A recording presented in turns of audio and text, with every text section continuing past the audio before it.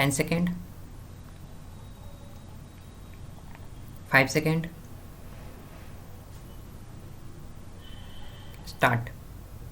Over 17 months after WHO first reported a cluster of cases of pneumonia of unknown cause in Wuhan, China, scientists are yet to determine with certainty how the SARS-CoV-2 virus emerged. Much like other viruses, SARS-CoV-2 could have a natural origin, or how some escaped from the coronavirus research lab in Wuhan, the epicenter of the COVID-19 outbreak.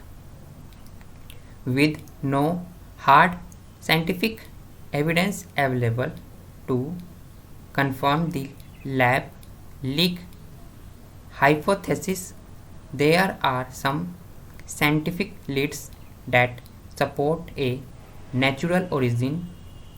If it is a zoonotic spillover, the virus could have either directly crossed over from the bats to humans or through an immediate host.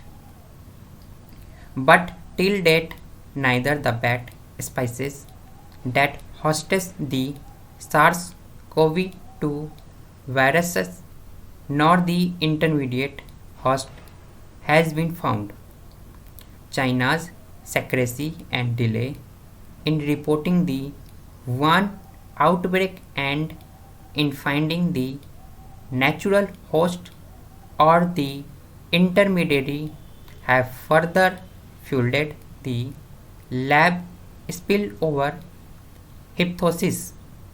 Finding the host animal can be daunting. While the civet cat and dromedary camel were quickly identified to be the intermediate hosts of SARS and MERS, respectively, it took years to identify the horseshoe bat that harbors SARS viruses strains. To date, a complete Ebola virus has been isolated from an animal sources.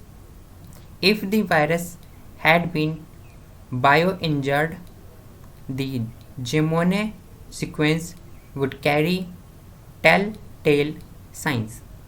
But scientists have not found any signature of genetic manipulation. While a particular site on the SARS-CoV-2 spike protein that allows the virus to infect the cells has been cited as evidence of bioengineering, the fact is that it is not unique to SARS-CoV-2. A combination of nucleotides in the furin cleavage site that encode for a particular acid, another feature that is forwarded as supporting laboratory manipulation too, has been shown to be not unique. For instance, the nucleotide combination encoding for the amino acid is present in other sites of the SARS-CoV-2 virus and in the 2003 SARS virus. The possibility of SARS-CoV-2 evolving via cell culture appears bleak as scientists have found the virus losing features key to transmission and virulence unless cultured using the new methods.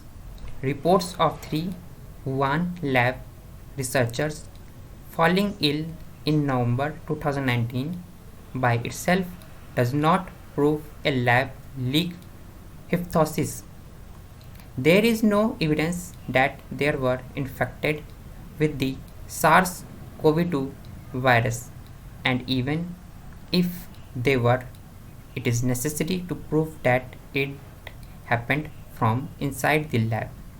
In the absence of conclusive evidence to support either hypothesis, so far a thorough investigation is needed.